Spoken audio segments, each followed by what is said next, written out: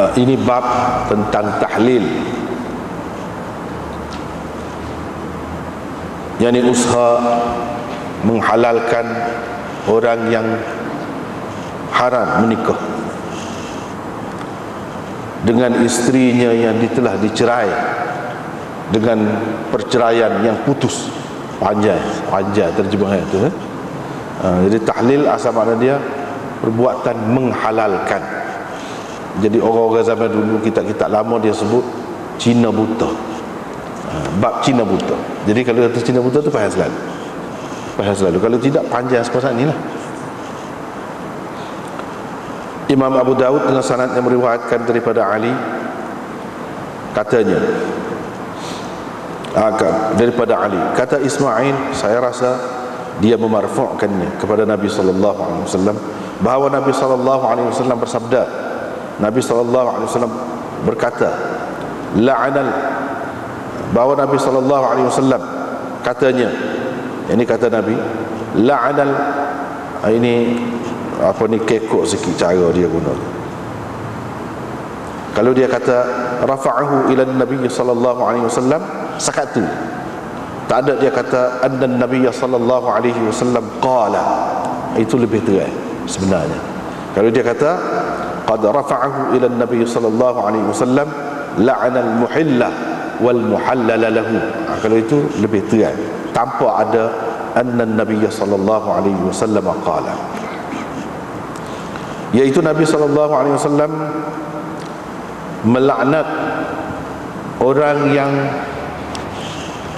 menghalalkan, berusaha menghalalkan seseorang yang sudah bercerai dengan isterinya dengan perceraian talak 3 ataupun talak putus. Itu panjang. Ringkasnya, Nabi sallallahu alaihi wasallam melaknat orang yang menjadi Cina buta, wal muhallala lahu, dan orang yang orang lain menjadi Cina buta untuknya. Begitu. Orang lain menjadi Cina buta untuknya.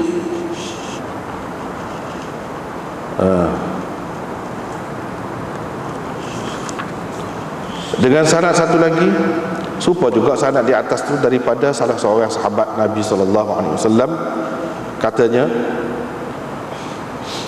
kami fikir dia adalah Ali daripada Nabi sallallahu alaihi wasallam, sama dengan makna hadis yang tersebut sebelum ini. Bab tentang nikah hamba tanpa keizinan tuan-tuannya. Dengan sanadnya, Imam Abu Dawud meriwayatkan daripada Jabir, katanya Rasulullah sallallahu alaihi wasallam bersabda, mana-mana hamba yang berkahwin tanpa keizinan tuan-tuannya, dia adalah penzina.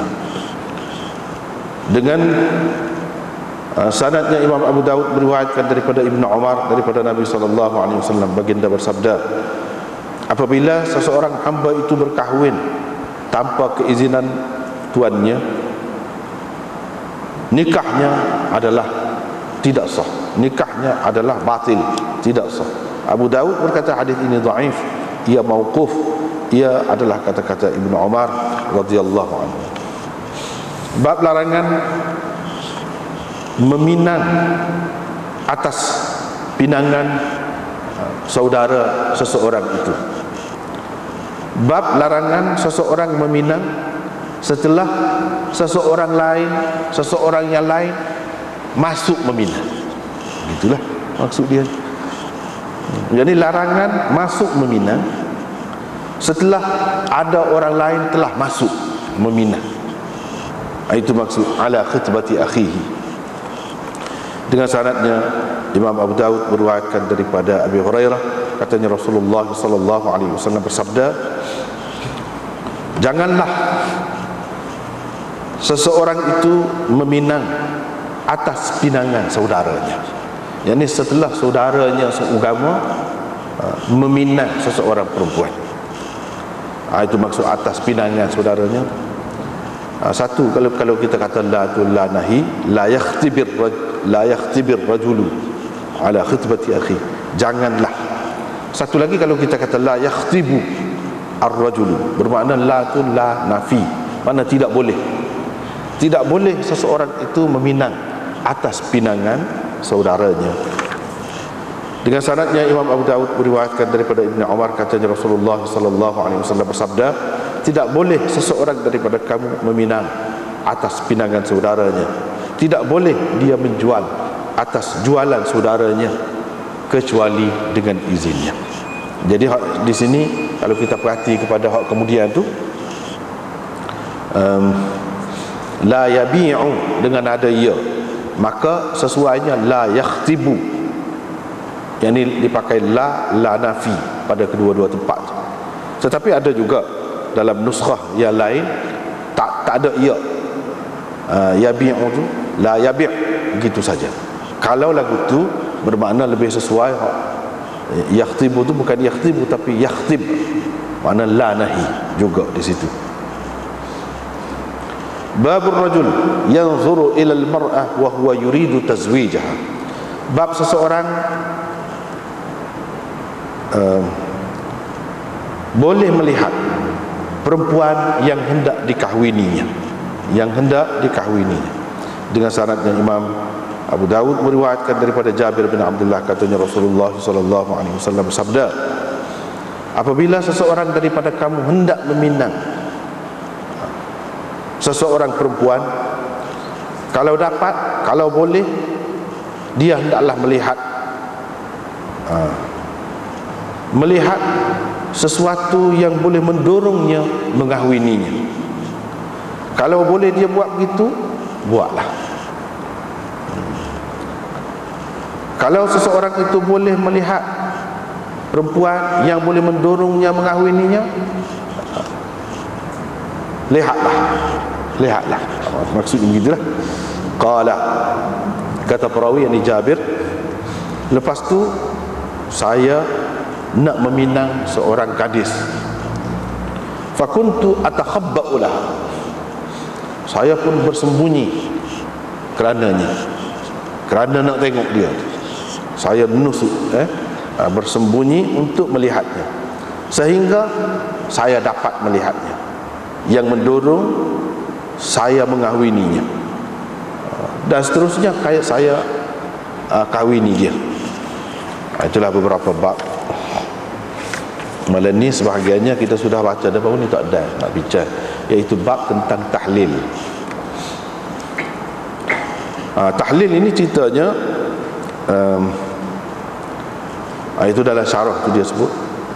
Kita kebanyakannya ada syarah ni, muka surat 68. Jadi kalau seseorang mencerai isterinya dengan talak 3, lepas tu orang lain berkahwin dengan bekas isterinya itu untuk menghalalkan isterinya itu kepadanya, kepada suami yang pertama, boleh ke tidak buat lagu tu?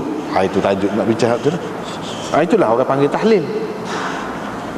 Tahlil tu usaha oleh satu orang menghalalkan isteri seseorang yang telah haram, yang tak boleh nak kelik baik dah dengan dia. Jadi usaha dia tu, itu orang panggil tahlil. Riwayat daripada Harith daripada Ali, kata Ismail, ini Ismail yang meriwayatkan hadis ini daripada Amir, iaitu Sya'bi, saya rasa dia memarfu'kannya, yakni Ali memarfu'kannya kepada Nabi sallallahu alaihi wasallam, bahawa Nabi sallallahu alaihi wasallam bersabda, la'ana, itu bercelaru sikit, itu tidak molek kalau ada anna Nabi sallallahu alaihi wasallam qala. Sebab la'ana tu dia ada, Nabi sallallahu alaihi wasallam laknat, bukan qala tu la'ana Allah. Kalau anna Nabi sallallahu alaihi wasallam qala la'ana Allahul muhillah, sesuai, boleh ada tu. Tapi ni tak ada, dia sendiri Nabi sallallahu alaihi wasallam tu yang melaknat. Jadi apa perlunya dia kata anna Nabi sallallahu alaihi wasallam qala, itu tak perlu dah. Bila kata Ali ni memarfu'kan hadis ini kepada Nabi sallallahu alaihi wasallam, bermakna la'anal muhilla wal muhallala lahu tu hak Nabi lah tu. Nabi katalah, bukan dia sendiri kata. Kalau dia sendiri kata, itu tidak marfu', mauquf orang panggil. Jadi tidak perlu dah ada anna Nabi sallallahu alaihi wasallam qala itu. Boleh kita garis sebagai peringatan di situ. Tapi kalau dia kata qala la'anallah, Allah melaknat, boleh ada hak tu. Tapi di sini tidak, yang melaknat tu Nabi sallallahu alaihi wasallam, bukan Allah. Dengan itu pada setakat qad rafa'ahu ila Nabi sallallahu alaihi wasallam, terus la'anal muhilla wal muhallala lahu. Dalam setengah-setengah riwayat dia kata la'anal muhallila, bukan al muhilla. Kalau al muhilla bermakna dia isim fa'il daripada ahalla yuhillu. Kalau al muhallila daripada halala yuhallilu tahlilan, itu lebih sesuai dengan tajuk, sebab tajuknya tahlil. Jadi tahlil itu kalau isim fa'il dia muhallil, dan sesuai pula dengan muhalla, muhallal. Bukan al muhalla ada di sini, al muhallal. Tetapi kedua-duanya ada riwayat, kedua-duanya ada, boleh kedua. Nabi sallallahu alaihi wasallam melaknat al muhillah atau al muhallilah, orang yang berusaha menghalalkan isteri seseorang yang telah haram kepadanya. Maknanya tidak boleh dikahwininya lagi kecuali setelah dia berkahwin. Jadi halal.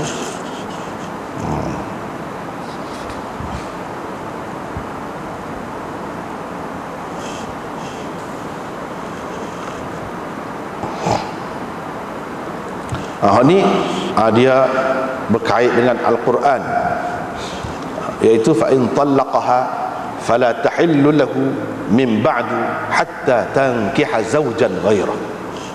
Lepas pada cerai dua kali, dalam Quran dia sebut ayat tu kait dengan hak sebelum pada tu lah, at-talaqu marratan fa imsakum bima'ruf aw tasrihum bi ihsan. Baca-baca lagi, jumpa dengan ayat tu fa in talaqaha. Lepas tu kalau dia bercerai, maknanya kali yang ketiga cerai, maka tidaklah halal isterinya itu kepadanya selepas tu. Selepas 3 kali cerai, tidak halal dah isterinya kepadanya hatta tankiha zawjan ghairah. Baru halal apabila isterinya itu berkahwin dengan orang lain. Lepas tu orang lain itu cerai. Jadi bini itu baru boleh kelip baik dengan suami yang pertama, boleh nikah lah dengan suami yang pertama. Kalau tidak proses itu berlaku, tidak halal, tak boleh. Bila talak 3, tak boleh nak kelip baik. Sebab dia talak itu bukan talak raj'i lagi, bukan talak boleh rajuk lagi. Setakat 2 kali itu boleh rajuk lagi. Tapi kalau sudah 3, bukan boleh rajuk dah, tak boleh. Orang panggil talak bain, talak putus. Putus tu bukan putus main-main, bukan akad nikah lain sah, tak boleh. Kena menikah dengan orang lain dulu, lepas tu cerai, habis ni dah, lepas tu baru boleh. Boleh dengan akad yang lain, mas kahwin yang lain, semua lain. Gitu. Itulah ceritanya ni. Jadi Nabi SAW laknat orang yang buat gitu, dia nak menghalalkan untuk suami yang pertama. Jadi suami yang kedua lah kira-kiranya al-muhillah ni ataupun al-muhallil ini, suami yang kedua. Jadi dia nikah tu semata-mata nak menghalalkan kepada suami yang pertama, isteri tadi, perempuan tadi. Kalau tidak, tak halal. Ikutlah apa sebab pun, ikutlah. Jadi ni jadi asal orang kita dulu terjemah Cina buta tu, bukan maksud menghina, maksud mengejek, tidak begitu yang berlaku. Ada peristiwa, kadang-kadang kan kita ni kaitkan dengan sesuatu peristiwa, sesuatu cerita, kemudian dia jadi bahasa, sesuatu bahasa. Dan sebab kita kata Timur Cina, Timur Cina kait dengan Cina, lagu tu lah ni pun gitu juga. Kira-kiranya zaman dulu ada cerita, nak jadi cerita. Jadi bila satu orang tu cerai dengan bini dia, tolak 3, dia tak boleh nak klik baik dah. Manusia ni terbaik dia, perangai hudud manusia ni lah. Apabila lagu tu dia tinggal lah. Hak molek-molek, hak tak molek tu kau-kau adalah. Nampak hak molek, nampak susah, macam-macam lah. Jadi nak klik baik tak boleh. Nak lagu mana? Itulah heret orang lain tu. Heret orang lain tu zaman dulu kan, ramai orang Cina ni, tempat kita ni, dia bukan Islam, hak ramainya. Jadi dia masuk Islam pun Allah lah. Masuk Islam pas buta pula tu. Ceritanya. Masuk Islam pas buta. Jadi orang buta ni kan dia tak nampak comel kau tidak orang tu. Kalau dia hak celek, bahaya. Dia kena hak buta. Lepas tu hak tak reti banyak perkara hukum ke apa ni. Tak reti. Jadi waktu kata kamu kahwinlah dengan dia sebentar.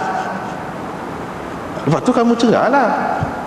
Tak apalah mas kahwin kau gapo kita tanggung belaka. Dia tak tahu gapo. Tak tahu gapo tahlil gapo dia tak tahu. Jadi apa kau buatlah.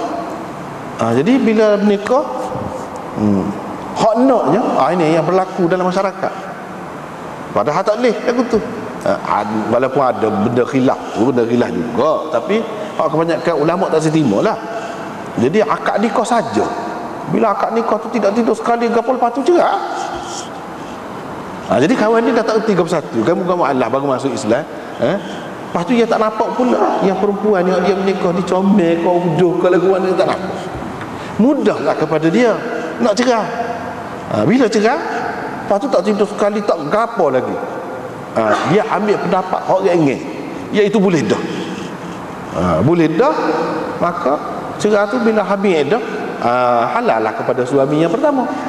Jadi orang tengah saat ni, hak kata mu'allah saat ni, yang buta saat ni, dia tu jadi halal lah. Tapi dia tu dalam proses tadi menyebabkan jadi halal kepada suami yang pertama, isteri tu.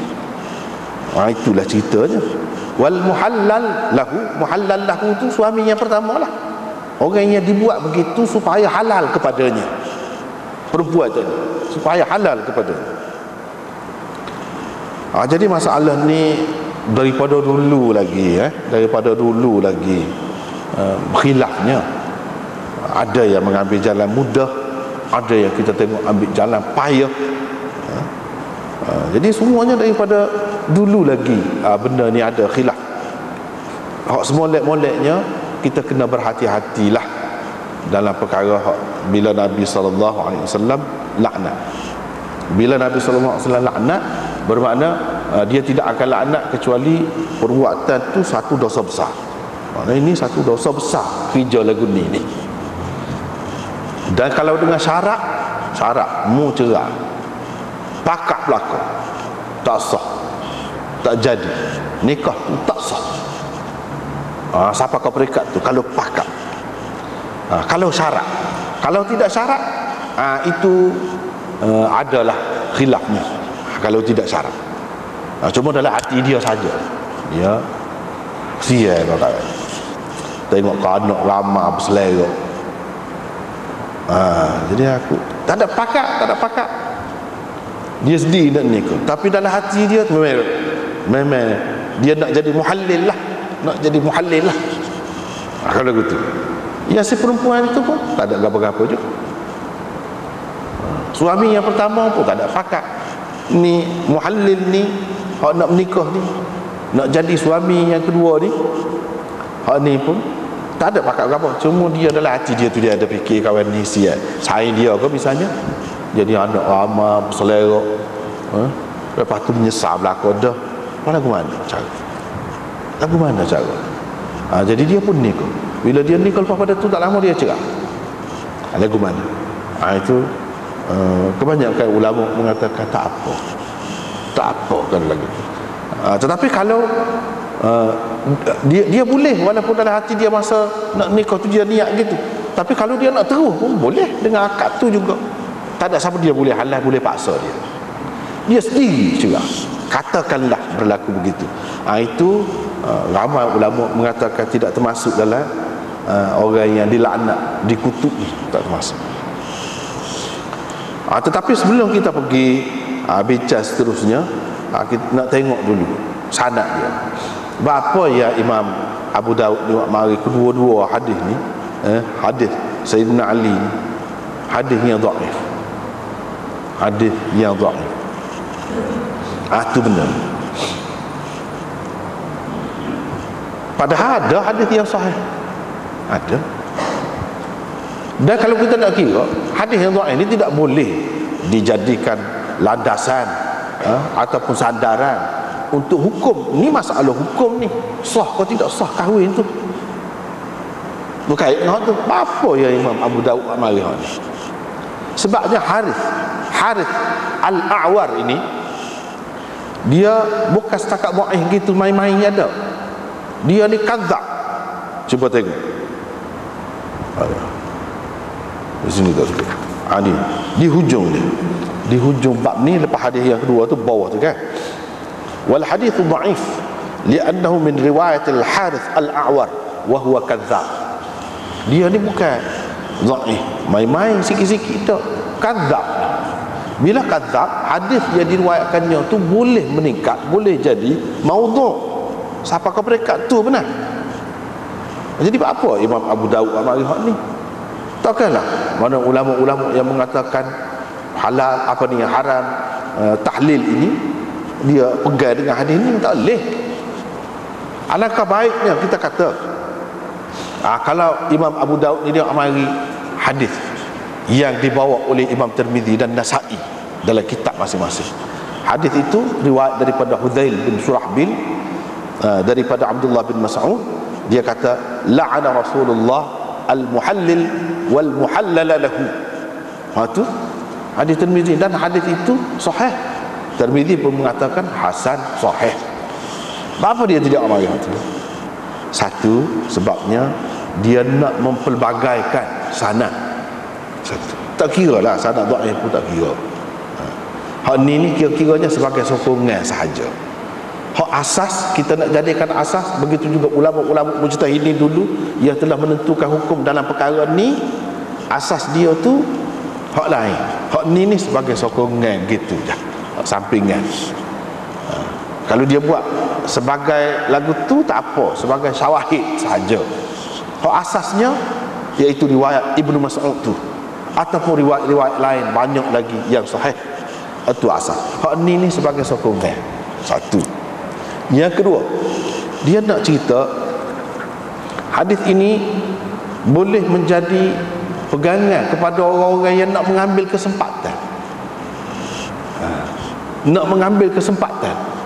Jadi untuk kita menghalang mereka itu seelok-eloknya, kita kena buat mari hak dhaif. Tak usah mari hak kemah-kemah. Tak usah buat mari hak kemah-kemah. Tetapi isi dia tu serupa juga kalau kita nak tengok. Kalau kita perhatikan serupa juga dengan hak sahih tu. Jadi dia mari hak ni. Tetapi kita mesti kena ingat, kalau sudah jadi hukum, kalau sudah diterima oleh ulama-ulama mujtahidin, mesti sandaran dia tu sahih. Jadi hak ni bila tidak sahih, mereka tidak bersandar di hak ni lah. Bersandar di hak lain. Hak ni sebagai begitu sokongnya. Dan kita tidak boleh, yang ketiga, kita tidak boleh buat kesimpulan untuk kita katakan macam mana orang ni buat hukum gini, kata hukum gini, sedangkan hadis tu dhaif. Mana hadis hak kita tengok depan kita, hak tu hak dhaif. Jangan kita buat gitu. Misalnya di sini dia mari kedua-duanya hadis daripada Harith Al-A'war. Jangan kamu fikir ulama-ulama dulu yang telah menentukan hukum haram jadi buat kerja lagu ni mereka pegang dengan hak ni. Jangan. Walaupun aku buat mari hak ni, kamu jangan fikir gitu. Sebab kamu kena ingat kepada kaedah. Kaedahnya apa dia? Untuk hukum sekurang-kurangnya hadis itu hasan. Hadis ini tidak boleh jadi hasan. Hak ni tidak akan jadi hasan. Sebab apa? Dengan sebab adanya Al-Harith itu. Jadi dia sebut dhaif. Dhaif dalam istilah mutaqaddimin boleh termasuk di bawahnya hadis maudhu' juga. Itu perkara lagi kena ingat. Kalau ulama mutaqaddimin termasuklah Imam Abu Daud ni, kalau dia kata dhaif, kita jangan ingat dhaif hak ringan mengikut istilah ulama mutaakhirin tu. Sebab boleh jadi yang dia kata dhaif itu ialah hadis maudhu'. Sebab dalam pembahagian dulu hadis ni dibahagi kepada dua, sahih dan dhaif sahaja. Hasan ke apa tu kedia sikit. Hak dulu benar sahih dan dhaif. Di bawah sahih masuk hak hasan. Di bawah dhaif tu masuk hak maudhu'. Itu cerita tu. Jadi hak ni bila dia kata dhaif, jangan kita ingat orang dulu Imam Abu Daud kau siapa-siapa kau ingat dia kata dah, tak boleh gitu. Bila dia sebut dia ni kadzab, dia tidak dhaif biasa, dia tidak ni. Lebih berat lagi daripada tu. Tapi kena ingat ulama-ulama tu pegang tu, jangan kita sangka buruk kepada mereka. Jangan kita ingat pandangan mereka hanya terhenti, terpaku di hadapan hadis ini saja, pada hadis ini saja. Jangan kita fikir gitu. Dia ada hak lain lagi. Misalnya saya orang ni, apakah kamu ingat saya tak tahu hak lain? Begitulah soalannya. Jangan kamu kata begitu. Jadi apa gunanya kalau wak mari pula hak Tirmizi wak mari dah, hak Nasa'i wak mari dah, dia ada dah. Kita mari hak lain lah, dia tak mari. Nak ayatnya banyak turuknya ada hak sahih, ada hak hasan, ada hak dhaif, ada hak maudhu', macam-macam. Nak ceritanya sepelawak orang pun seperti Al-Harith, dia tak boleh pelawak ni. Sebab apa? Terlalu umum, semua orang tahu. Dia pun terpaksa kena senada, sekata dengan orang lain juga, iaitu la'ana al-muhallil ataupun al-muhil wal muhallal lahu. Benda ni kalau terlajak teras sangat, tak boleh nak nafi. Orang hak pelawak tu pun nak suruh orang percaya kepada dia, dia kena senada, sekata dengan orang lain. Kalau tidak, nampak sangat. Itu banyak maksud kadang-kadang ulama hadis ni, apa dia buat mari hak dhaif. Antaranya hak tu dia nak royak benda-benda tu.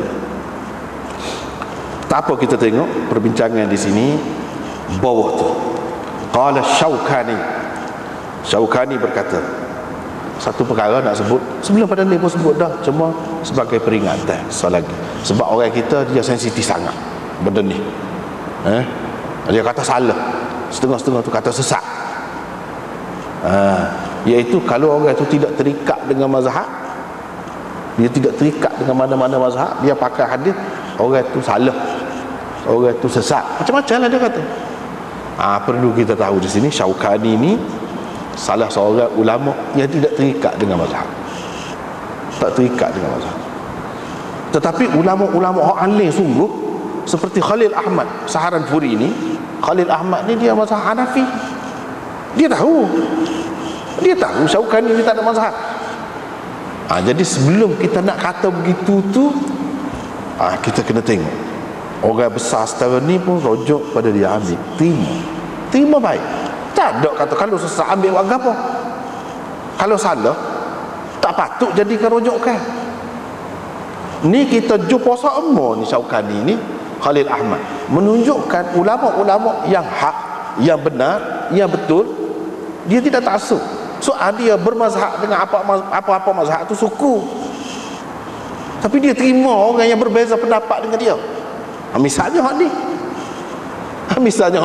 dia ambil daripada Syaukani senang-senang. Tapi setengah-setengah orang kita tu dia tak tahu. Dia ingat Syaukani ni ramai-ramai, super ramai-ramai. Satunya, dia tidak tahu Syaukani ni Syiah. Dulunya Syiah Zaidiyah. Kalau betul orang kata Syiah Zaidiyah pakai su, itu sah masalah ni. Yang kedua, dia tak ada mazhab, dia tak terikat dengan mazhab. Tetapi kita perlu faham apa yang ulama-ulama besar dia terima dia. Dia ni alim besar.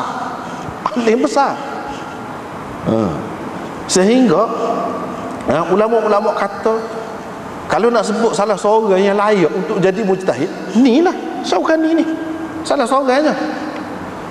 Walaupun dia tak ada mazhab, bukan bermakna dia tak tinggal satu ilmu alat, tak cara kau usul, tak, tidak.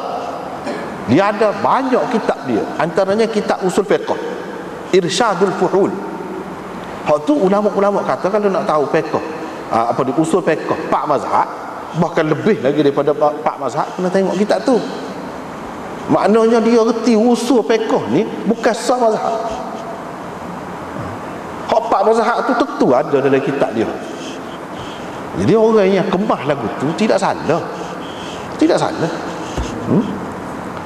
Terutama sampai sekarang ni ramai benar hak lagu tu.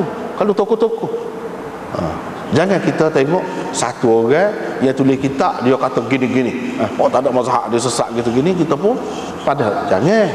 Lama daripada dulu pahala ni, termasuklah Syekh Yusuf Qaradawi tu tak ada mazhab tu, dia tak terikat dengan mana-mana mazhab tu. Hak tu kita kena tahu. Jangan kita tak tahu. Lepas tu Aunul Ma'bud, orang duduk pakai tu tak ada mazhab tu, pengarah dia tu. Tuhfatul Ahwazi, Syarah Tirmizi, pengarah dia tak ada mazhab juga. Semua boleh katakan hampir-hampir orang alim mana-mana dalam dunia mana ada kitab tu di rumah dia. Lepas tu kalau dah dia tu berpendapat tak boleh pakai, rosak, sesat, dia tak khabar ke tu? Kitab tu siapa dia pengarah? Dengan sebab itu hak betulnya tidak terikat dengan mazhab, tidak ikut mana-mana mazhab, tu pun tidak salah sebenarnya. Daripada dulu lagi sudah ada. Misalnya ni salah seorang, salah seorangnya hak ni dalam sanad Muwatta misalnya, dalam sanad Muwatta hak Anas sendirilah sanad. Syekh Zakaria sebut dalam kitab dia Aujazul Masalik, Syarah Muwatta Imam Malik, dia sebut bila sampai kepada seorang perawi dia tu di tengah tu, Hasan Al-Ujaimi, dia ni tak ada mazhab dia kata. Syekh Zakaria sendiri sebut dia ni tak terikat dengan mazhab ni, tapi alim, amat alim kata dia, sangat-sangat alim. Dia sebut maknanya dalam sanad tu, sanad kita nak terima orang ada mazhab tak ada mazhab, capu-capu, tak ada timbul pun masalah orang ni kita tak boleh ambil sebab dia tak ada mazhab, tak ada timbul. Jadi benda ni berlaku daripada dulu lagi. Apa Syaukani kata? Dia kata hadis-hadis yang tersebut itu menunjukkan haram tahlil. Haram tahlil. Kerana laknat menunjukkan dosa besar. Hafiz Ibn Hajar dalam At-Talkhisul Habir, dia kata ulama-ulama buat dalil dengan hadis ni lah, bukan hadis ni, bukan hadis dengan sanad ni. Hadis ni lafaz dia tu serupa hak sahih pun lagu ni juga. Hadis ni bukan sanad ni. Sanad ni dhaif, tak boleh buat dalil. Tapi hadis ni bukan kita terima melalui sanad ni saja, banyak lagi hak lain hak sahih. Jadi kata hadis ni, ulama-ulama berdalil dengan hadis inilah tentang tak sahnya nikah. Kalau si suami mensyaratkan kepada orang yang nak menikah dengan bini dia yang telah ditolak 3 tu, mana kena putus, mungkin kena cerai lepas pada menikah kalau dia syarat begitu, ataupun lain-lain lah isyarat-isyarat ada begitu, tak sah. Mereka pegang dengan hak ni lah, hadis ni lah. Termasuklah orang pegang gini Imam Malik, Imam Ahmad, Imam Abu Hanifah dalam pendapat yang paling kuat, Imam Syafi'i dan lain-lain lagi pegang dengan hak ni, pegang dengan hak ni. Mereka pakai hadis ini dengan makna takdilah. Tetapi kalau kita kata hadis ini dipakai secara mutlak, ni ulama-ulama hadis ni macam-macam dia bahas pula, bahas pula orang yang menghalalkan yang menghalalkan kepada seseorang perempuan, itu luah tu yang menghalalkan, kata dia umum sangat tu. Hadis ini adakah dengan makna umum sebegitu sekali? Kata mereka tidak. Ibnu Hazm kata tak, dia kena had hak tertentu ni yang khusus ni hak diharamkan, bukan semua muhallil. Kalau kita pakai muhallil, Nabi melaknat orang yang menghalalkan seseorang perempuan kepada seseorang lelaki, banyak benar kata dia. Ayah pun kena laknat juga. Pasal apa? Dia kahwinkan anak dia tu wali. Dia kahwinkan anak dia tu, makna dia menghalalkan anak dia kepada satu orang lah. Dia pergi ikut tu. Jadi kita tak boleh pakai dengan makna umum dia seumumnya begitu tak boleh, kena had juga ni. Ni maksud yang mana? Bukan al-muhallil makna yang menghalalkan gitu, tak boleh. Sebab itu kalau kita terjemuh sebab tadi payah lagi. Dalam istilah Melayunya kalau kata jadi Cina buta, payah lagi. Khusus untuk tu lah, tidak termasuk dah ayah, tak termasuk dah lain-lain, tak termasuk. Ni Ibnu Hazm bantah. Dia kata tak boleh pakai dengan makna luah begitu. Misalnya seorang tuan, zaman itulah dia ada hamba, zaman itu dia ada sistem hamba. Dia bagi hamba dia bagi hibah ni bagi percuma lah kepada seseorang hamba dia. Jadi bila bagi, jadi milik orang tu. Bila milik orang tu, jadi hamba dia tu sudah halal kepadanya. Dia boleh menyetubuhi hamba itu. Tuan tadi muhallil juga kata dia. Muhallil. Adakah orang lagu ni kena laknat? Dia bagi kepada orang tu satu kebajikan dia buat tu. Dia kata tak boleh pakai dengan makna umum sangat. Ni muhallil ni, orang yang menghalalkan. Menghalalkan tu banyak jenis. Orang yang menjual, katakanlah dia ada hamba, dia jual hamba dia tu kepada satu orang. Maknanya secara tidak langsung dia menghalalkan hamba dia tu kepada orang tu. Kalau kawan tu tak beli, tidak halal hamba tu kepadanya. Hamba ni halal kepada tuan sahaja. Dia jual. Bila hukumnya boleh jual, halal. Dia telah menghalalkan hambanya kepada orang itu, orang yang membeli. Itu dia sebut. Wa muzawwij, orang yang mengahwinkan seperti ayah tadi.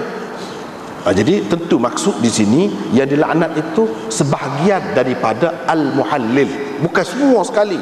Dalam makna dia yang umum tu tak termasuk semua. Tetapi yang dimaksudkan di sini hak tu saja.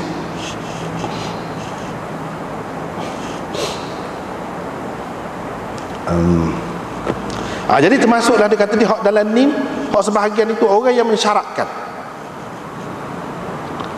Sebabnya mereka tak ada khilaf kata dia, kalau si suami itu tak ada niat nak menghalalkan kepada yang pertama, suami yang kedua tu menikah tu, dia tak ada niat untuk menghalalkan perempuan yang dikahwini yang merupakan bekas isteri satu orang dulu, dia tak ada niat untuk yang pertama.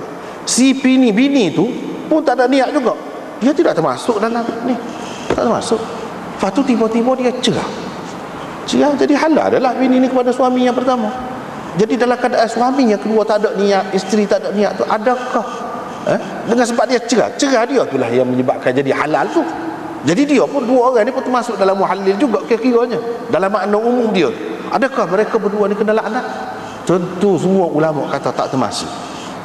Jadi hak mana hak muhallil sebenarnya yang dimaksudkan di sini? So ataupun tiga apabila ada syarat. Kalau tidak ada syarat tak ada.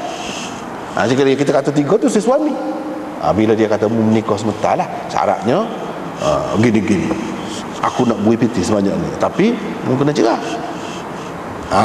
Bila ada syarat lagu tu,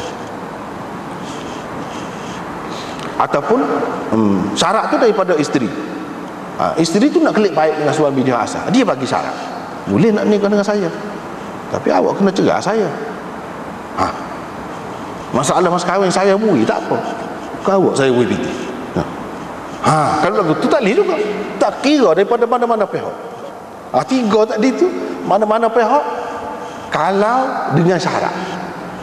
Tapi kalau berlaku tanpa syarat, tak ada niat tu, tak apa, sah. Sah. Tidak ada timbul masalah laknat berapa ni. Jadi yang dikira sebenarnya, kalau kita nak kata illat lah yang jadi dilaknat berapa tu, illat yang mu'tabarah, iaitu syarat. Adanya syarat tu sebenarnya yang menyebabkan jadi tak boleh jadi dilaknat itu. Antara ulama yang mengharuskan tahlil tanpa syarat, boleh kalau berlaku tapi tanpa syarat, Abu Thawr kata dia, wa ba'dul Hanafiyah wal mu'ayyad billah wal Hadawiyah. Ni Syaukani kan dia sebutlah aliran Zaidiyah dia tu, dia sebutlah muka dia Zaidiyah. Tapi ulama-ulama kita masih terima lagi, sebab mereka itu di suatu ketika dahulu masih termasuk dalam Syiah yang sederhana, Syiah Zaidiyah. Tak kira hak kemudian ni dia mencampur baur dah. Ada yang sudah jadi melampau, tu tak boleh lah kalau tu. Supaya sudah jadi Rafidah, tak boleh lah. Jadi mereka pakai hadis-hadis yang mengharamkan ini, iaitu apabila ada syarat. Orang panggil nikah tahlil. Kalau nikah raghbah, zawaj raghbah, tak apa. Nikah tu dengan niat nak menghalalkan, dengan syarat nak menghalalkan. Ada lagu tu. Itu orang panggil nikah tahlil. Tak boleh. Tapi kalau nikah raghbah, memang nikah tu memang nak tak sungguh lah. Cuma dengan tidak disengajakan berlaku perceraian. Itu baru tak apa. Baru boleh klik baik dengan suami hak dulu, yang pertama. Mereka kata, di antara pegangan mereka, dia jadi takwil. Dia kata Abdul Razak meriwayatkan bahawa ada seorang perempuan hantar utusan dia kepada seorang lelaki nak menikah dengan lelaki itulah. Dia nak menikah dengan lelaki itu supaya apa? Supaya dia jadi halal kepada suaminya yang dulu. Dengan niat gitu. Umar sallallahu supaya dia halal kepada suami. Fa amarahu Umar ibn al-Khattab. Umar ibn al-Khattab suruh dia baru nikah itulah, suami itu, an yuqima ma'aha wa la yutalliqaha. Umar kata, mu terus duduk dengan dia, jangan cerah. Mu terus jadikan dia sebagai isteri kamu, jangan cerah. Dan Umar mengancam dia. Dia kata, kalau mu cerah, aku akan hukum kamu. Umar kata. Jadi berapa dia tak boleh cerah? Padahal latar belakang dia tu nampak cerita tu, mana perempuan tu nak suruh halal, dia tu halal kepada suami yang pertama.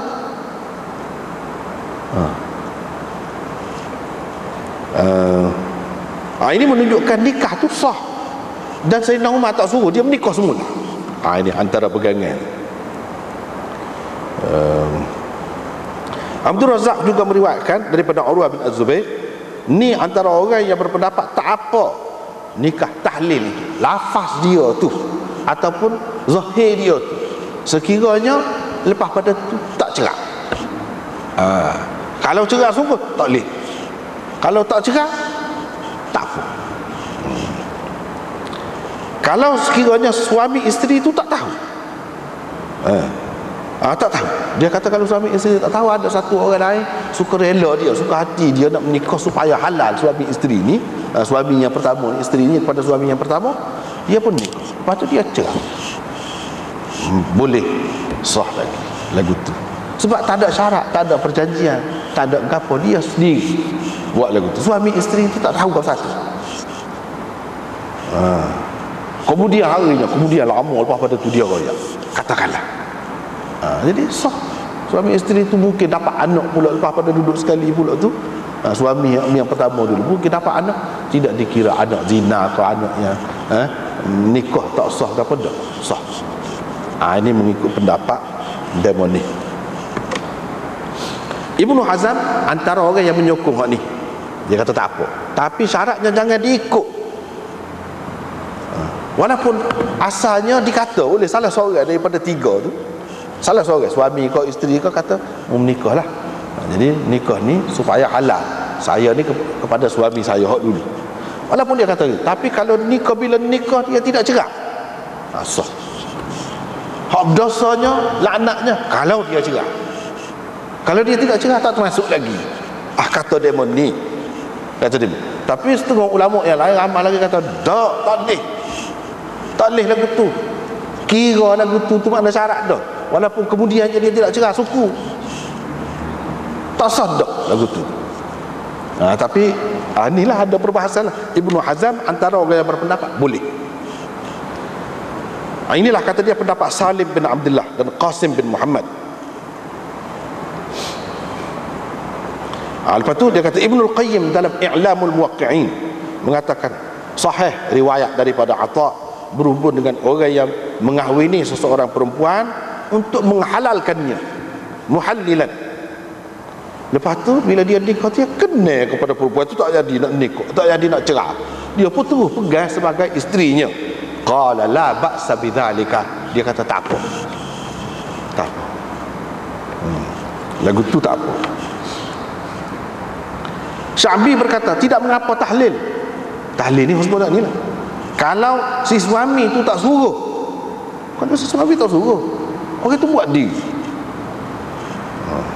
Tetapi dia buat memang dia niat untuk menghalalkan kepada suami yang pertama lah. Suami tu tak suruh, tak ada apa. Laith bin Sa'ad berkata, kalau seseorang tu menikah lepas tu dia cerai, perempuan tu balik kepada suaminya, boleh baliklah. Suaminya yang pertama boleh klik baik. Yang ni menikah semula dengan suami dia yang pertama. Syafi'i dan Abu Thawr berkata, muhallil yang mana nikah dia tu, yang ni akad nikah dia tu tidak sah, ialah ni, orang yang mengahwini seseorang perempuan supaya perempuan itu halal kepada suaminya yang pertama, lepas tu dia memang cerai. Hak tu muhallil, kata dia. Hak tu kalau lagu tu akad dia tu pun tak sah, memang kena laknat hak lagu tu. Tetapi kalau dia tidak cerai, kalau dia tidak cerai, bermakna di sini semua kata tadi lah, Abu Thawr mengatakan tak apa kalau tidak cerai, walaupun dia pegang dengan hadis tadi lah, hadis riwayat Abdul Razak, dia pegang dengan hadis tu. Tetapi kebanyakan ulama mengatakan tak boleh, mengatakan tak boleh buat gitu. Bahkan kalau ada hak lagu saat ni, hadis tu dia kira tidak kuat, tak kuat mana, tak padan nak lawan dengan hak ni tak padan. Jadi kalau sesiapa buat lagu tu tak sah, tak sah. Jadi tak sah tu setara mana? Siapa kena fasah, siapa kena fasah, sama ada dia sudah bersetubuh ke tidak bersetubuh ke, kena pisah, kena pisah. Pasal akad dia tu tidak sah. Siapa kau perikat tu. Dan setengah-setengah ulama tu pula kata, kalau dia nikah dengan niat lagu tu, memang dia niat nak cerai, suami tak tahu, isteri tak tahu. Ni orang tengah ni, muhallil ni, dia memang niat nak cerai, nak suruh halal kepada suami yang pertama lah. Tiba-tiba memang sebelum akad nikah, sebelum nak nikah tu memang gitu dia ingat. Bila menikah dia tak secerai, dan dia nak kekal. Setengah-setengah ulama kata dia kena batalkan dulu, cerai dulu dengan bini dia, sebab tadi tu tak betul, tak niat tak betul tu, mula-mula tu kena akad nikah semula, kata dia. Tu baru bersih kalau dia nak lagu. Ada yang kata begitu. Jadi macam-macam lah pendapat ulama berhubung dengan perkara ni. Pasal apa benda ni berat sangat, berat sangat. Lepas tu ada yang kata, semua kata tadi, antaranya Sa'id bin Musayyab, dia kata kalau akad nikah saja, tu ramai juga orang pakai gitu, walaupun tidak setubuh, tidak gapo, sudah boleh halal lah kepada suami yang pertama. Tapi ada pula yang lebih keras, dia kata macam Hasan Basri, dia kata tak boleh kalau selagi tidak setubuh. Dan bukan setakat setubuh saja, kena keluar air mani. Sebab dia pegang dengan hadis Rifa'ah, dia bercerai dengan bini dia tu, bini dia nak kelik baik, Nabi SAW kata tak boleh selagi suami yang kedua tu tidak yadhuqa usailatak, usailah, tidak merasai madumu, dan kamu pula tidak merasai madunya. Maksudnya air mani, kata dia. Sebab kalau sebelum keluar air mani tu tidak kemuncak, dia tidak sampai kemuncak, jadi dia pegang itu syaratnya, mesti kena keluar air mani, barulah bini ini halal menikah dengan suami yang pertama. Tetapi kebanyakan ulama, jumhur ulama tak terima kedua-dua tu. Mereka hanya mengatakan ini hak jumhur ulama, bila nikah dia syarat kena setubuh saja, tidak syarat keluar air mani.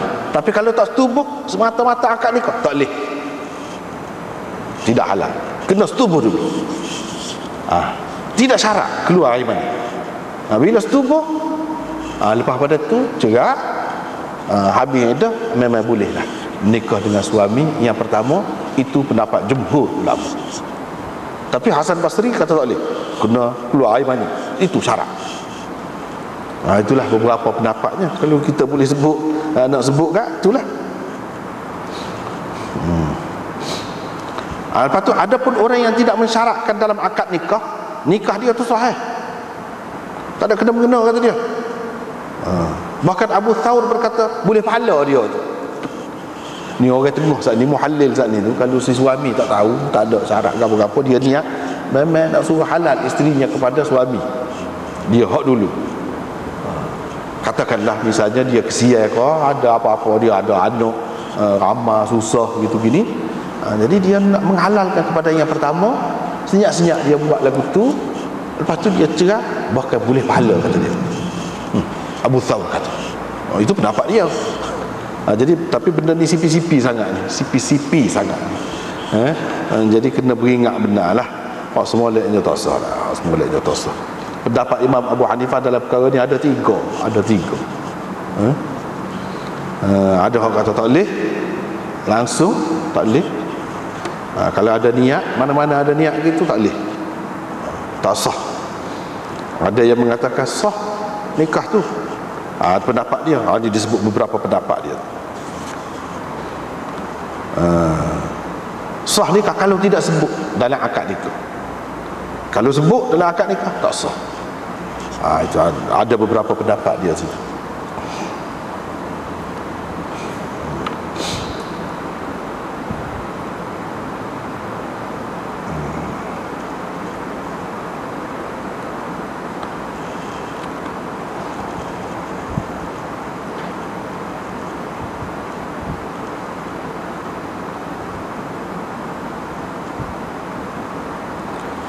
Tak apalah.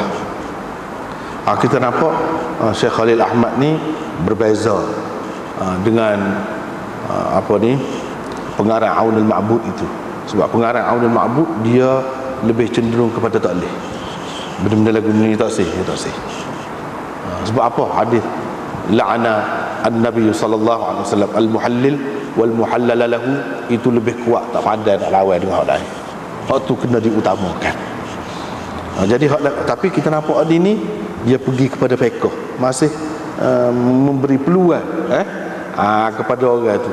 Jadi kalau baca hak ni kena beringat sikitlah. Tapi dia sebut dengan maksud molek dari segi fiqh tadi. Dia kata nak suruh jadi baik keluarga dia dengan suami, isteri tu balik, lepas tu supaya anak pinak dia tu jadi terurus dengan baik. Bermakna orang yang buat lagu ni muhsin, orang yang telah buat kebajikan, dia kira dia ikut tu, dia pergi ke arah cari jalan membolehkan lah. Tetapi dengan syarat tak tahu. Kalau tak tahu tak boleh, begitulah. Kalau tahu tak boleh. Apalagi kalau syarat, kalau syarat tu memang semua kata tak boleh lah, kalau ada syarat.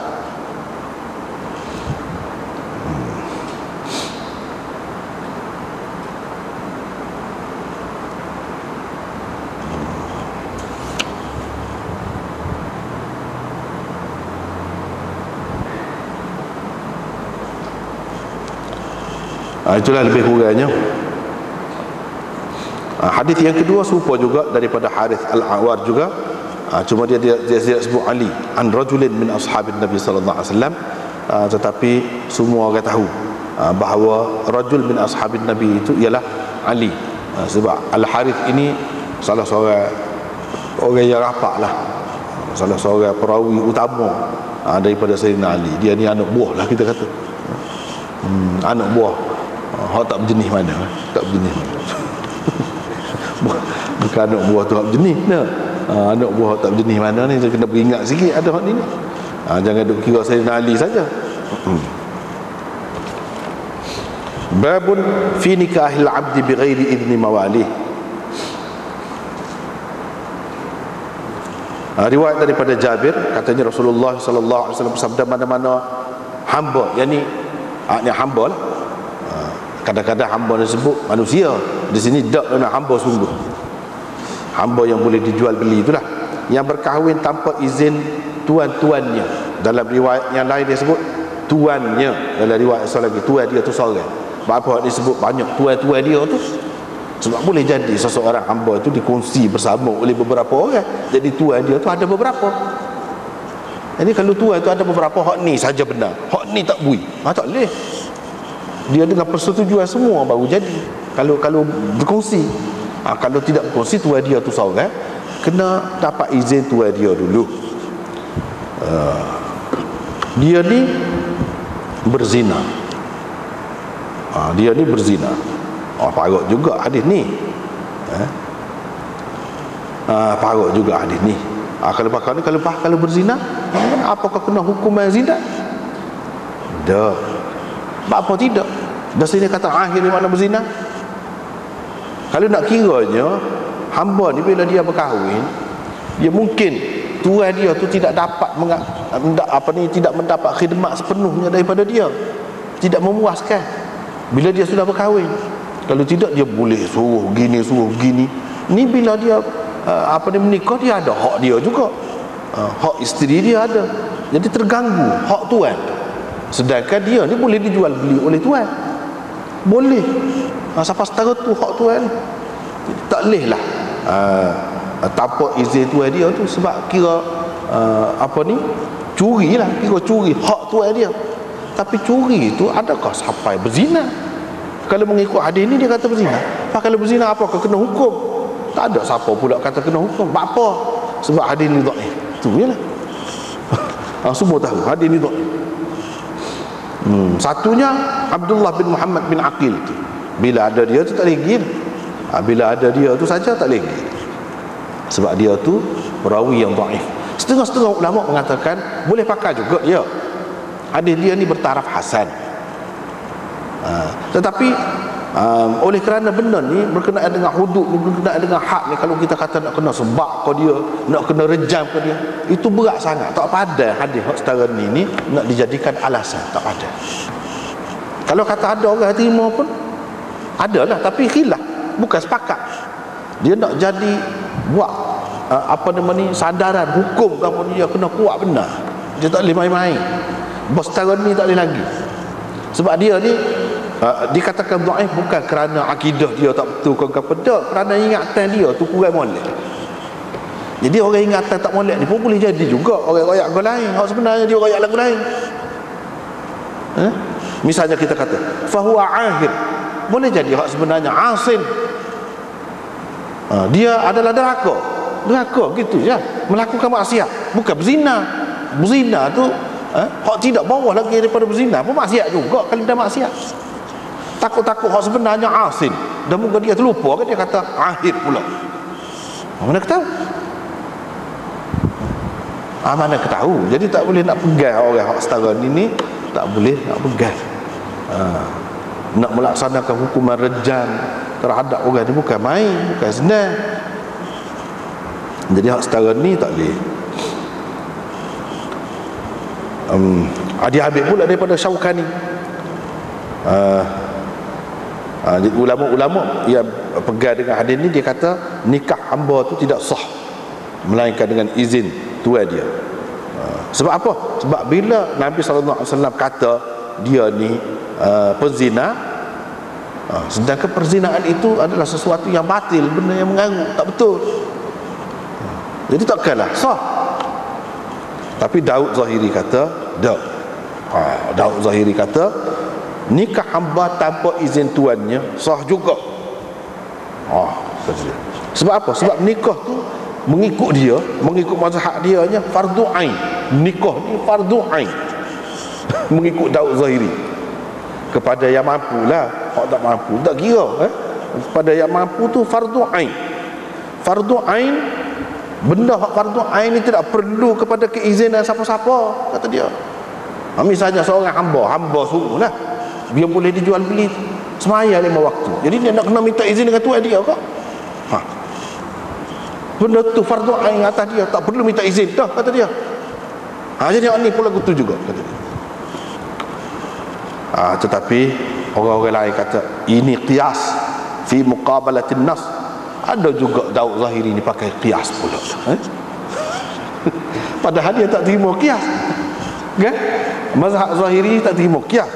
Sebab itulah ana kata dah dulu. Orang kata tak nak terima qiyas langsung, tak betul, tak ada. Puak-puak Zahiri itu pun ada juga. Dia terima qiyas juga. Cuma secara umumnya semua qiyas macam. Tak ada lagi tu. Tapi ada juga macam di sini. Ini salah satu contoh. Daud Zahiri sendiri pakai qiyas. Qiyas dengan fardu ain semaya itulah. Kalau semaya nak kena minta izin dengan tuan. Puasa bulan Ramadan nak kena minta izin dengan tuan dulu ke baru boleh puasa? Tak perlu. Bahkan kalau tuan dia larang pun dia boleh langgar tu. Jadi hak ni pun lagu tu. Jadi orang kata ini qiyas menyalahi nas. Dia akan kata saya tak pakai qiyas. Apa awak kata saya menyalahi nasnya? Nas tu nas mana? Dia tanya lagi, nas tu nas mana? Kalau nas ni, ini bukan nas. Ini hadis dhaif, tak boleh pakai. Dia mau tak boleh nak kata orang tu siapa berzina, parok tu, tuduh orang berzina tu kerana benda hadis setara ni. Lepas tu nak hukum siapa tak sah pula kerana hadis dhaif ni, mana boleh kata. Baru boleh kata saya lawan nas kalau hak ni sahih. Masalahnya ni tidak sahih pada pemegang ni. Dia akan jawab gitu. Dia akan jawab gitu. Kita tolong jawab bagi pihak dia lah. Kita tolong jawab bagi pihak dia. Lepas tu baiklah. Kalau katakanlah sudah nikah dah, iyalah macam-macam hak kita kecek di sebelum nikah, sebelum ada kalanya nikah juga kita larang nikah juga, ataupun tak ada gapo-gapo, tak ada izin, tak ada gapo-nya nikah juga boleh berlaku. Kalau berlaku lagu tu, lagu mana? Ulama-ulama dalam mazhab Hanafi kata kira sah akad dia tu dengan kebenaran tuan selepas itu. Selepas nikah, tahu-tahu nikah. Jadi tuan dia pun ikutlah, tak apalah, biarlah. Kalau lagu tu sah, tak apa. Tapi Syafi'i kata la yunaffadhu bil ijazah bal huwa batil. Syafi'i kata tak boleh. Kalau tuan dia benarkan selepas tu pun tak boleh. Sebab dia langgar dah lepas tarak. Dia kena kira sebelum tarak tu dia sudah langgar, tak boleh, tak sah kata dia. Jadi kebenaran ni benar-benar ni. Kalau benda tu betul, kalau benda tu tak betul, nak benar ke mana? Selepas dia beli arak, dia minum arak, tak apalah kata. Mana boleh? Dah arak tu haram, tak boleh lah. Hak ni pun haram. Tanpa izin tuan haram. Bila haram tak sah. Imam Malik pun nak kata akad tu dikira sah akad tu. Cumanya tuan dia boleh fasakh. Kalau dia nak fasahkan nikah tu boleh. Kalau dia tak saya fasakh pun tak apa. Dia kata gitu.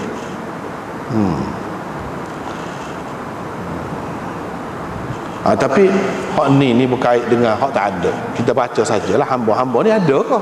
Tak ada. Tak ada. Lepas tu kalau kita kata nak qiyas dengan anak yang menikah tanpa izin ayah misalnya, tak payah qiyas sebab dia ada hadis dah waktu tu. Nanti kita akan jumpa lepas tu hadis Ibnu Umar, dia kata kalau hamba tu nikah tanpa izin tuan dia, nikah dia tu tidak sah. Abu Daud sendiri kata hadis ni dhaif. Abu Daud sendiri kata hadis ni dhaif. Jadi orang hak kata tak sah tu, batil tu, tak sah.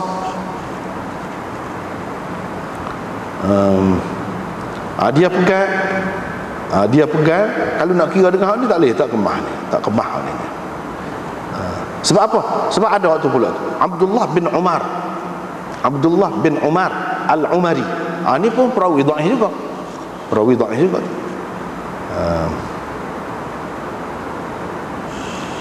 Tapi dalam setengah-setengah tu dia kata Ubaidullah bin Umar ni adik-adik dia lah. Ubaidullah bin Umar Al-Umari. Kalau ni orang kuat tu, perawi Bukhari, perawi Muslim. Ubaidullah dengan Abdullah. Ni Abdullah ni tidak kuat, dhaif. Tapi Ubaidullah kuat. Kadang-kadang dalam kitab ni dia jadi celaru, muka tambah hias putih je. Nak suruh jadi kuat tu tambah hias putih, jadi kuat selalu hadis tu. Kadang-kadang dia main gitu. Sebab tu ulama-ulama buat kajian. Dia kata sebanyak-banyak orang tengok, kata dia semuanya Abdullah belaka. Kalau ada pesan ni sini ya Ubaidullah, tak boleh pakai hak tu. Hak betulnya hak ni tidak kuat. Itulah yang dibincangkan oleh Khalil Ahmad bawah tu. Hak betulnya Abdullah bin Umar Al-Umari, anak cucu Sayyidina Umar lah. Tapi anak cucu orang hebat pun tidak semesti hebat belaka. Sepuluh adik-beradik tu lah. Ubaidullah tu hebat, kuat. Hak ni pula tidak kuat. Itu perkara yang tempat lemah ni jadi lemah dia. Yang keduanya, di sini dikaitkan dengan Nabi. Abdullah bin Umar daripada Nabi SAW, baginda bersabda. Maknanya Ibnu Umar memarfu'kan hadis ini sampai ke Nabi. Sedangkan Abu Daud kata ni mauquf. Ni berarti sekat Ibnu Umarnya. Ibnu Umar pendapat dia. Dia kata gini, nikah dia tu batil, tak sah, itu pendapat dia. Mauquf. Ini adalah kata-kata Ibnu Umar radhiyallahu anhu, bukan kata-kata Nabi. Jadi bila kata-kata Ibnu Umar tidak sekuat Nabi lah, tu bezanya. Jadi hak kata siapa kepada Nabi, Nabi kata lagu ni ini tidak sahih. Hak betulnya yang sahihnya ini berhenti setakat Ibnu Umar. Jadi hadis ni hak siapa ke Nabi ni dhaif kata dia. Dua sebab. Satu hak mauquf dikatakan marfu', yang keduanya ada perawi dhaif itu Abdullah bin Umar Al-Umari. Abdullah bin Umar Al-Umari itu waktu tidak kuat. Jadi tak boleh pegang lah ni. Sebab tu Daud Zahiri tak sepakat tu. Daud Zahiri tak sepakat.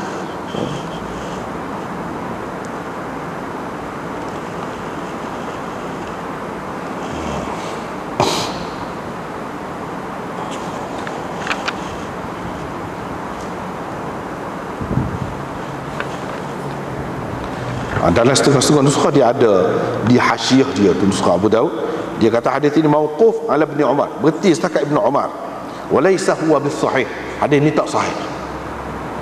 Komen Abu Daud tu diambil kira lah. Hak kata dalam Abu Daud, setengah-setengah ulama kata hadis dalam Abu Daud ni kalau hak dia tak kata gapo, sekurang-kurangnya hasan. Dia kata gitu. Tapi itu kalau kita nak terima juga, hak kebanyakan, bukan semua. Ada kalau dia tak ada komen gapo-gapo pun, tidak sahih pun hadis tu, tidak sahih pun. Misalnya tadi hak riwayat Al-Harith itu, dia tak ada komen gapo-gapo pun. Hadis itu hasan ke? Takkan hasan. Bahkan boleh jadi maudhu' tu hak tu dengan sebab ada seorang perawi itu. Cuma kalau kita nak terima juga pendapat orang yang kata begitu, kita kata hak kebanyakan boleh, kebanyakan, bukan semua, dan setengah-setengah tu Imam Abu Daud sendiri kata dhaif, misalnya sini. Jadi kita tidak boleh terkejut kalau orang kata, setengah-setengah orang tu dia komen, dia kata apalah Albani ni, mana-mana apalah riwayat ni dhaif Abu Daud, hani dhaif Ibnu Majah, hani sahih apa ni Abu Daud, mana-mana orang dulu tak aja buat lagu tu. Dia komen. Ada juga orang komen gitu. Sebenarnya kita tak boleh kata gitu. Dia masalah dia keberatan tu, dia ingat kalau dalam Abu Daud ni buka sihah sitah kan, kitab hak sahih di kalangan ahli sunnah, jadi sahih berlaku. Tak boleh. Setengah-setengah tu memang Abu Daud sendiri kata dhaif. Macam ni nak jadi sahih lagu mana? Abu Daud sendiri kata. Jadi kalau orang lain pula tambah kata dia royak, ni misalnya hadis tadi sekurang-kurangnya dhaif dengan sebab ada hadis, apa salahnya? Imam Abu Daud tak royak, memudahkan kepada orang lain. Hak kurang mahir, hak mahir tu tak apalah. Hak kurang mahir dia boleh belajar daripada situ. Apa dia kata dhaif ni, Abu Daud tak ada kata apa-apa. Sebab ada orang ni, lama-lama dia ingatlah nama tu, moleklah usaha lagu tu. Itu kerja ulama hadis. Kadang-kadang orang dia tidak faham kerja orang tu, dia kira tidak pernah siapa-siapa buat, maka dia kritik. Tak betul tu, usaha yang dia buat tu sangat baik, sangat molek. Bahkan setengah-setengah tu kritik, dia kata apa, kritik Muslim tu kritik lagi, royak lagi ada hak tidak sahih dalam Muslim. Apanya? Itu kerja ulama hadis. Hak tu bukan dia saja ada orang kata, orang lain pun ada juga kata. Itu bendanya. Jadi kadang-kadang orang terlajak nak memburukkan seseorang itu, adalah benda dia tidak setuju, habis kait belakang, kait tu kait ni tidak setuju. Tapi jangan pula ingat katanya anak setuju sangat dengan Albani pula. Dah. Tapi sikap kita lagu tu lah. Jangan lebih-lebih benci kat orang. Jangan lebih-lebih puja orang. Tak boleh. Sedang molek sudahlah. Sedang molek. Ikut kaedah. Ikut kaedah. Jadi dia pun seperti orang-orang lain juga, ada salah silap. Kalau ada salah, tidaklah siapa kita nak mengeji dia, nak pelekeh dia, tak pada, bukan lagu tu caranya. Tapi mungkin ada hak kita tidak setuju dengan dia. Banyaklah. Super dengan orang lain tak setuju. Anda sendiri pun ada, bukan sedua, banyak juga tidak setuju dengan dia. Tapi sikap tu lain. Sikap. Babun fi karahiyati an yakhtiba ar-rajul ala khitbati akhihi. Jadi hadis ni lebih kurang sama je. Dua hadis ni lebih kurang sama, dan kedua-duanya adalah sahih. Dalam kitab-kitab lain pun ada, iaitu tak boleh seseorang itu minat atas pinangan saudara dia. Lagu mana? Kita tahu dah dia pergi minat, orang tak jawab lagi, setuju ke tidak, kita pergi masuk kata, tak boleh lagu tu. Tak boleh lagu tu. Biar selesai dulu, biar jelas dulu bahawa tak jadi, baru boleh masuk. Tak apa, tak masuk. Tapi dalam tak ada keputusan lagi, tak boleh. Itulah yang dilarang oleh Nabi SAW ni. Sebab kita sama saudara, sama Islam ni kena jaga hati masing-masing. Jangan timbul permusuhan, perbalahan dan pergaduhan dalam masyarakat. Kerana ada pertindihan benda-benda lagu ni kadang-kadang boleh jadi bala, boleh jadi bertetak, boleh jadi bunuh-membunuh siapa ke peringkat tu. Sebab tu dia larang dulu lagi. Jangan. Hak saudara kita sama-sama Islam ni kita kena hormat. Jadi antaranya ini, jangan minat atas pinangan saudaranya. Jangan. Kalau selagi tak putus lagi. Kalau sudah putus tak apalah. Kalau sudah putus,